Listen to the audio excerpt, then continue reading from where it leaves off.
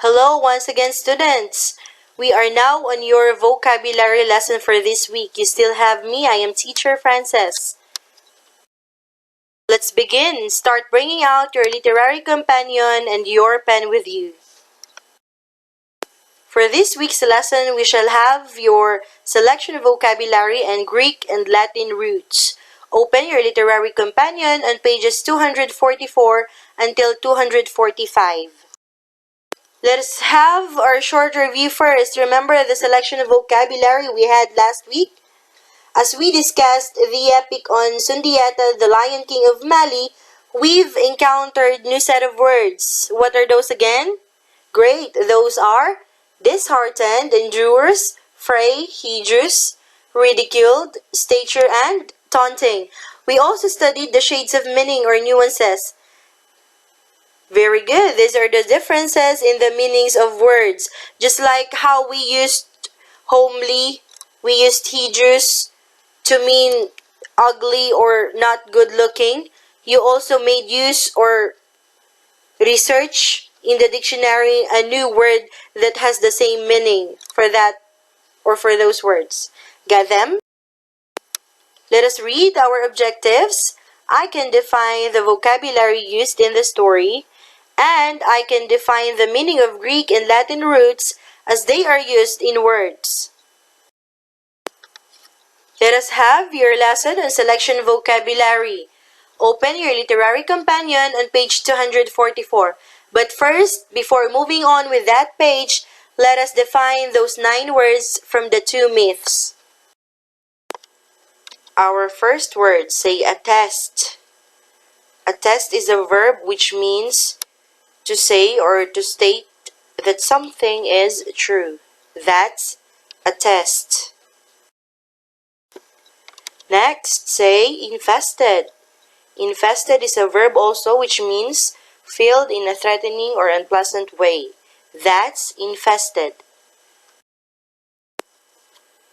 Next, vanquishing. Say vanquishing. It is a noun which means defeat or lose. Say vanquishing. Great. How about this word? Say satiated. Satiated is a verb which means completely satisfied. That's satiated. Next, say explicit. It is an adjective which means clearly stated. That's explicit. Endow. Say endow. It is a verb which means to provide or give something as a gift. That's endow. Next, say caprice. Caprice is a noun which means sudden shift in mood or feeling. That's caprice. We also have the word vaunting. Say vaunting. It is an adjective which means excessively boastful or showing excessive or too much pride. That's vaunting. And for our last word, say speculations. Again, speculations. It is a noun which means theories, opinions, or point of view, or conclusions made without evidence or basis in facts. That's speculations. For your vocabulary skill, selection vocabulary, we have the 9 words from the 2 myths. We have on the first one, Tehuti or Thoth, god of knowledge. We have, say attest, infested, satiated, and vanquishing. And for the second myth, Prometheus, we have caprice, endow, explicit, speculations, and vaunting. For practice A, you have here a set of words. Choose one word that does not belong. You have to circle it. Then, explain your answer on the box. Write it on the space provided inside the box. So, let us read. Number 1, vaunting, powerful, and boastful. Which doesn't belong here? Alright, we have the word powerful. Why powerful? Because boastful and the word vaunting mean the same. They mean having too much pride. Great job. Go back again with our definitions of words. You have to do number 2 and number 3. For number 2, we have attest, inquire, and confirm. Which among here doesn't belong to the group? Is it attest, inquire, or confirm? Great job. It's inquire. Why? Okay, because both words, attest and confirm, they both mean to state clearly, isn't it? Great. How about for number 3? Infested, polluted, or annoyed? Which doesn't belong to the group?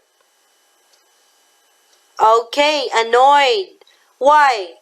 Because the word infested and polluted mean the same, and they mean filled with something unpleasant or harmful. Great.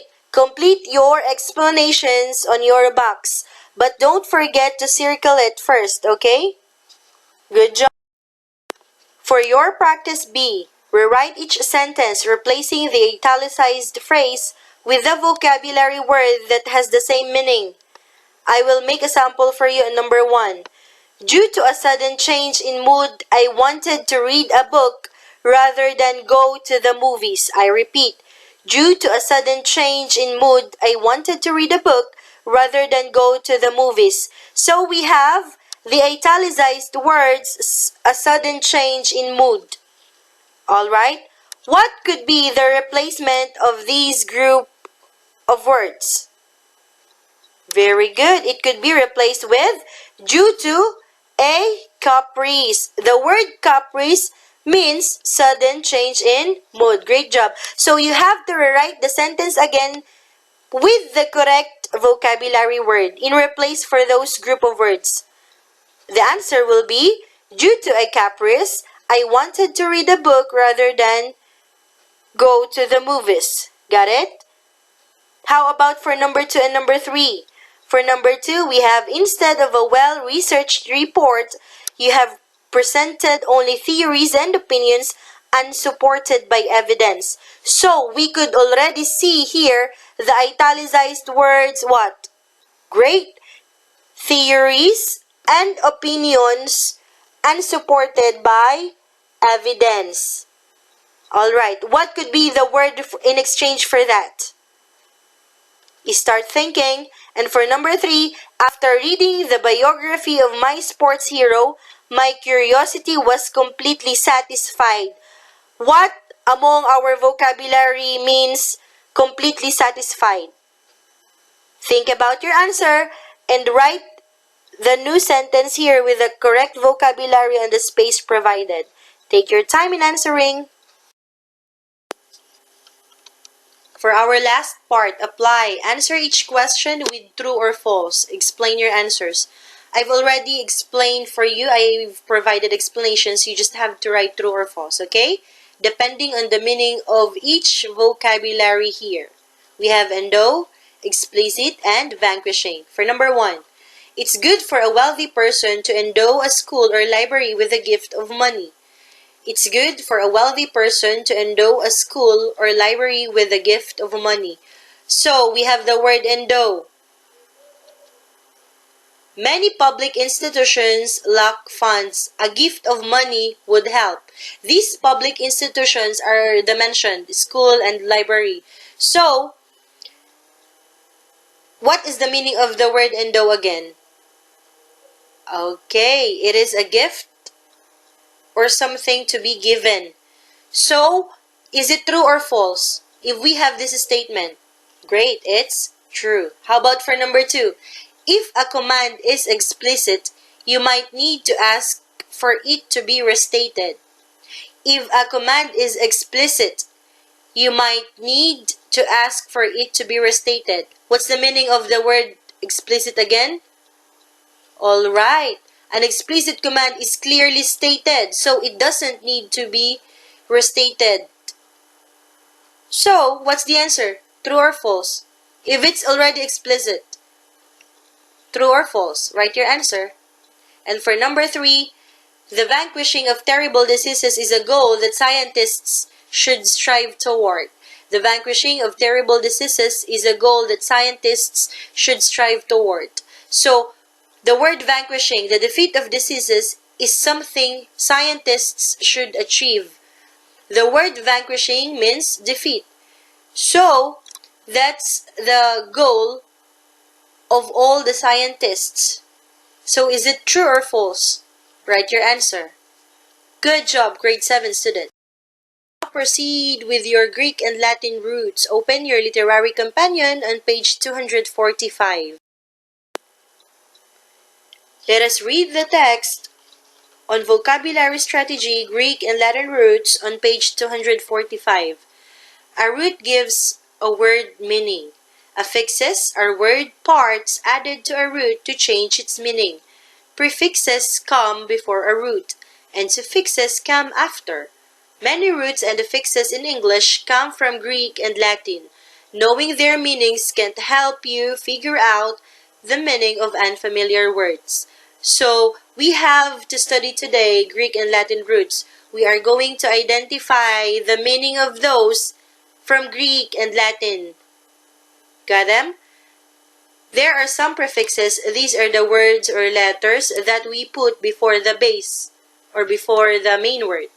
And suffixes which are attached or put at the end of the base or of a root word. Got them? Now let's follow the table on common Greek and Latin roots and affixes. We have the prefixes con, which means together, per, which means through, pre, which means before, on, which means not. Then for our root word or base word, we have dict, which means say, glyph, which means carving, hieros, which means sacred, spec, which means look, and for our suffixes, we have able, which means able or likely, Asian, which means result of a product or action, et, which means state or quality, and ive, which means standing to. Let's apply them. How are we going to use Greek and Latin roots? In the given example, an excerpt from Tehuti or Thoth, the god of knowledge, we have here tax records in hieroglyphs date back to 3300 BC. The meaning of hieroglyphs can be pieced together by looking at the chart. We have there glyph, which means carving, and hieros, which means sacred, isn't it? Both of them are Greek roots. When they are combined together, they will create a new word, and that is hiero plus glyphs, making up a new word hieroglyphs, which means sacred carvings. Understood? Nice. Now, the down part on page 245 of your literary companion will serve as your homework. You will do the same.